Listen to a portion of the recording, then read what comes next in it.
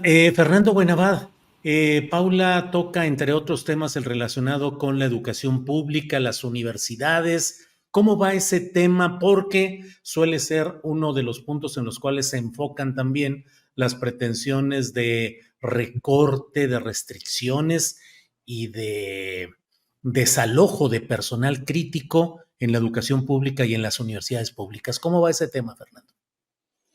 Pues en esta enciclopedia del terror que estamos armando en este, en este encuentro, saludos Paula, de una vez, déjame decir en un renglón Sí, que sí, sí. para añadirle a la ensalada esta del macabra que estamos armando, el 45% de inflación en solamente 4 días, ¿no?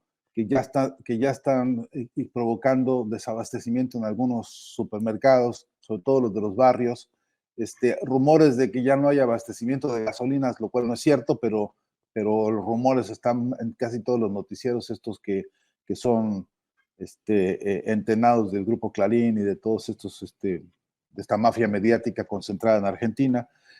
Hay que decir eh, que, que, es, que es muy importante tomar en cuenta. Hace unas horas yo me propuse y me puse pues a distribuir un comunicado que hizo la vicepresidenta electa, de apellido Villarroel, donde hace una síntesis sobre cómo van a relanzar y reorganizar y reposicionar al ejército argentino. En ese ejercicio que esta señora hace, habla de recuperar la moral del ejército argentino, recuperar su prestigio, recuperar los salarios, recuperar la formación, recuperar las armas, actualizarlas, reposicionar las logísticas, actualizar las estrategias de defensa, sin decir cuáles, porque todavía no se define bajo qué amenaza estará Argentina hoy que necesita todo esto, pero entre otras cosas, en esa agenda que ella presenta está el desarrollar los servicios de inteligencia para frenar, dice ahí en el discurso estos pensamientos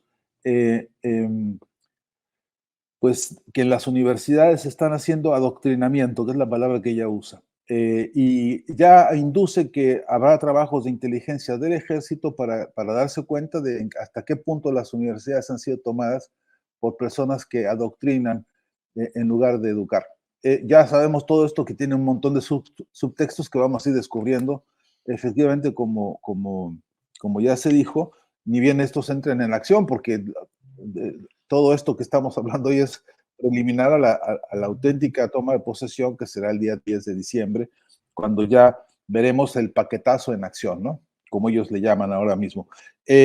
Y en ese orden, en lo que pasa con las universidades, ya de hecho Milei había dicho que él lo que iba a proponer es suspender los financiamientos para que las universidades se las arreglen solas y el que va a ofrecer en todo caso un voucher, dice él, con el modelo chileno, por ejemplo, en el que se pone a disposición de una persona un monto X para que con ese monto X se aproxima a un espacio, a una universidad o centro de educación y entonces lo intercambie por una carrera o por lo que alcance, porque por cierto los vouchers nunca son integrales ni completos y son apenas una parte y no alcanza, por supuesto, para más de un hijo en términos generales. Entonces, con esa lógica, lo que mi ley quiere hacer es avanzar sobre las universidades nacionales. Bien, y lo que me preocupa principalmente, y a esta hora, porque ya empiezan a verse, yo trabajo en una universidad de estas, en el conurbano bonaerense, en la localidad de Lanús, y lo que ya sabemos es que se resiente ya un proceso de ajuste económico que, sin haber tomado posesión mi ley, ya se deja ver porque 45% de inflación quiere decir, en 4 días, quiere decir que el recibo de luz de una universidad muy grande, va a llegar a golpear los muy magros ingresos que se tienen. Va a llegar a golpear, por ejemplo, el costo del gas y del agua y de todos los gastos corrientes de la universidad, que no se contempla ahora, ni se contemplará seguramente en el corto plazo, ningún incremento para poder alcanzar a la inflación.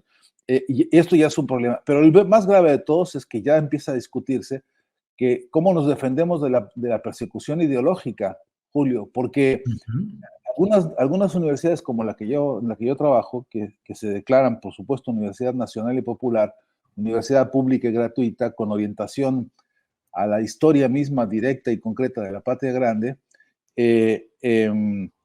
ahora, bueno, hay tendencias que están diciendo desde los grupos de Milei que no, que hay que dedicarse a estudiar las ideas y que el debate tiene que circunscribirse casi a una especie de oficio de diccionario, ¿no? Para ver realmente qué significan las tendencias o las corrientes. Pero sobre todo, de lo que se trata es de anular todos los espacios y los campos de investigación y de formación en las áreas de las ciencias sociales para privilegiar, por supuesto, la lógica de los tecnócratas. Este es un primer paisaje, así dicho con toda incluso con toda la incertidumbre que acabe, justamente antes de que tomen posesión estos señores. Pero también, y esto yo no quiero evitar esta conexión, por lo menos con esto que digo, entre la declaración de la vicepresidenta electa, el asunto de las universidades, la reactivación del ejército y el viaje de Milei a Israel, junto con el viaje a Estados Unidos, que ya están anunciados y que hasta donde se dice son ya un hecho, hay dos paradas obligatorias, y es de qué monto serán los contratos de compras de armas que van a hacer para este rehabituallamiento del ejército para poder explicar cuál fue el diagnóstico que tienen ellos, cuál es la hipótesis de inseguridad o cuál es la amenaza que están sintiendo para hacer el gasto que dicen va a alcanzar hasta el 2% del Producto Interno Bruto en los próximos años. ¿Cuál es la hipótesis que ellos están viendo? Y será, me parece, un trabajo central de análisis, transparentar el financiamiento de esta estrategia de defensa para poder ver con qué negocios de Israel, por supuesto, del complejo militar de Israel y de Estados Unidos, están pactando lo que están pactando, porque no me sorprendería encontrar ahí nombres que son los mismos que han financiado la campaña de Milei, ¿no? Bien, Fernando, gracias. Federico, a reserva de los detalles que puedas comentarnos, leo en página 12, el diario argentino, señalan o recuerdan lo que dijo el propio Milei a 48 horas de haber ganado las elecciones. Dijo, no tenemos plata, esas obras pueden ser entregadas al sector privado, que las termine el sector privado, no tenemos plata. Esto al anunciar además prometer un ajuste fiscal del 15% del Producto Interno Bruto solo en 2024, advirtiendo que si no hacemos el ajuste, nos vamos a una hiperinflación con 95% de pobres y 70% de indigentes. Página 12, en una nota y un reportaje escrito por Agustín Gullman, dice que esa suspensión de la obra pública implicaría el despido directo de 250,000 trabajadores de la construcción, el cierre de un centenar de pymes y grandes empresas y un sinfín de juicios contra el Estado por el incumplimiento de contratos vigentes, según le dije a una página 12, empresarios del sector, la Unión Obrera de la Construcción y funcionarios del gobierno saliente. Federico, privatización, que al menos desde la visión de México pues ha implicado favores a ciertos empresarios, grupos empresariales, negocios, remate de la propiedad pública. Pero eso solo una parte de lo que se está viviendo, Federico. ¿Privatizar todo sería la idea? Hay que recordar que el Estado argentino renacionalizó, aunque quizás no en su totalidad y no con las reglas jurídicas que uno hubiera podido exigir, pero sí renacionalizó el petróleo. También hay otras áreas que fueron renacionalizadas, como la aerolínea estatal. Sí, es muy preocupante lo que comenta Fernando en comparación a lo que tú preguntas, Julio. Es decir, se está anunciando un recorte brutal que va a impactar a la obra pública que quedaría inconclusa en empleos, y también va a impactar, como comentaba Paula, a todo el sector de la burocracia estatal, que va a ser despedido. Cuando tú recortas 8 ministerios, pues evidentemente hay un montón de gente que se va directamente a la calle. También se va a ir a la calle, si lo anunciado se concreta, los medios públicos de comunicación. Entonces, está este programa, ¿no? Que sí, que va a generar, o sea, si él lo aplica como ha anunciado, sin gradualismo, va a generar una respuesta muy virulenta de todos estos sectores que estamos mencionando. Él mismo anuncia un periodo muy doloroso de 6 meses de adaptación a su modelo económico, que no va a terminar ese dolor a los 6 meses, sino que se va a perpetuar unos 2 años.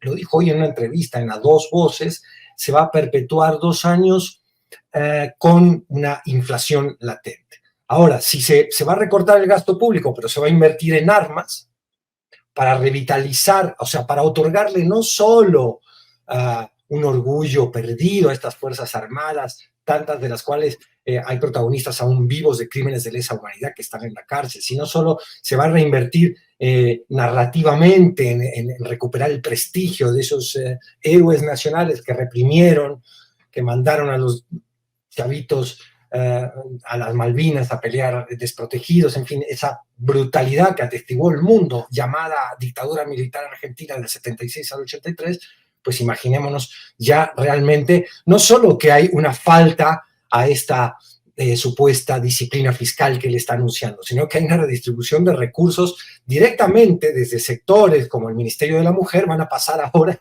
al sector militar.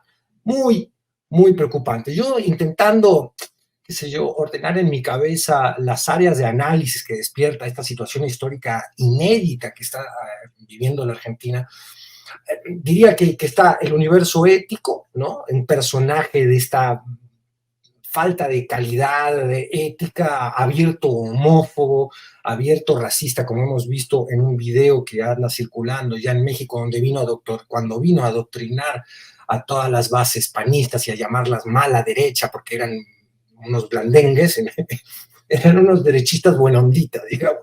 Había que radicalizar el derechismo. Él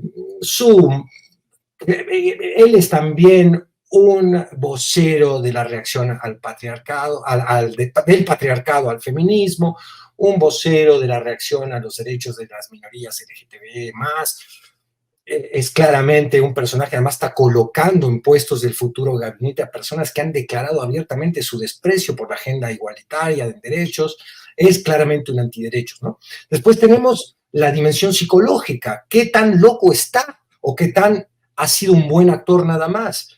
Porque un loco impulsivo, bueno, por supuesto va a haber un sistema que lo va a acotar, que lo va a controlar, como vimos un poco lo que pasó en Estados Unidos con Trump, que resultó menos loco en algunas cosas de las que había anunciado, aunque después se mandó la toma del Capitolio que imitó Bolsonaro, ¿no? Todos estos personajes labrados y entrenados por la misma agenda de la derecha, de la ultraderecha internacional. Después está qué tanto va a ser un macartista, un autoritario, qué tanto va a haber persecución. Lo que anunciaba Fernando es muy peligroso, muy angustiante para los que vivimos o somos hijos, ¿no? De personas como mis padres que fueron perseguidos políticos en la Argentina.